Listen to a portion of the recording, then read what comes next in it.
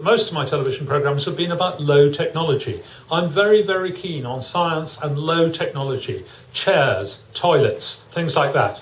And indeed, that's very much in line with what the great man said. Let me quote from the good book. Here it is. And he says, "Wisdom demands a new orientation of science and technology towards the organic, the gentle, the non-violent, the elegant and beautiful. And then we need methods and equipment which are cheap enough so they're accessible to virtually everyone, suitable for small scale application, and compatible with man's need for creativity." And that's what I really believe in. I do believe in small scale stuff, sustainable technology. He wrote mostly about economics, but actually he was against this huge scale economics. He was against the huge organizations. He was against people working mindlessly in factories doing jobs they hated. He wanted people to work for themselves, doing things they enjoyed doing. My connection with Practical Action goes back, I think, about 10 years. It must have been 10 years ago that I first came here, and I've done various things with them since. They took me off to Kenya to see some of the work they were doing there, looking at smoke hoods. People die from inhaling smoke. Women in most of rural Africa live in mud huts, one-room mud huts, and in the corner they have what's called a three-stone fire. You have 3 stones, build a fire in the middle, balance a cooking pot on top, and cook there.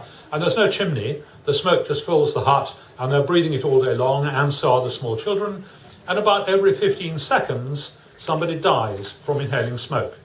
They die from pneumonia, emphysema, bronchitis, lung cancer, but basically they die from inhaling smoke. And so trying to prevent that by getting them to build smoke hoods, quite cheap smoke hoods and chimneys, was a huge, brilliant idea, a great step forward in medical technology. I saw some smoke hood generation. I saw a micro-hydro scheme on the slopes of Mount Kenya, which was very impressive. They were generating 14 kilowatts of power from a little waterfall, miles away from any mains electricity. And I was fascinated to see what they used it for. There was a little welding shop, and they welded up gates and fences and so on. There was a battery recharging station, and people charged their truck batteries, but most important, their mobile phone batteries. Of course, there are no landlines in most of Kenya, and mobile phones are absolutely transforming the third world. But the point was they had electricity for the first time ever. Then there was a paper recycling project in Nairobi, and a whole lot of sanitation work in the Kibera slum, where there are 3 million people living in dreadful conditions in Nairobi. They're all just huts made of corrugated iron, and when you want to crap, you crap on a piece of newspaper and you chuck it over the fence into the next person's house. They're called flying toilets. Obviously, a concrete-built latrine with running water is a considerable advantage, and that was one of the things that Practical Action are doing there. And finally, we went down into Maasai country and saw what global warming is doing there. They depend on their cattle. They have sheep and goats, and they'd had no rain for 3 years then. I think it's got worse since. And there was no grass, no bushes, nothing for the cows and sheep to eat. And the men had to take them away to eat somebody else's grass, which can't have been very popular. And all the women and children were left behind to drink the remains of the water, very salty, unpleasant water, and try and cope.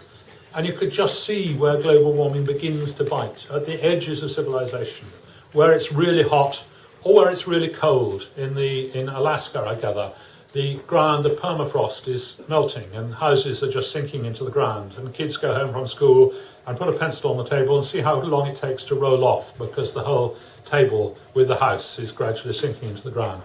People say that global warming isn't happening. Yes, it's happening. We're seeing it now. We're seeing it with all these floods, and the floods in Pakistan and in China, and at the same time the drought and terrible fires in Russia are all part of global warming. And it's extraordinary that Schumacher could have been writing about global warming when he said we need sustainable living.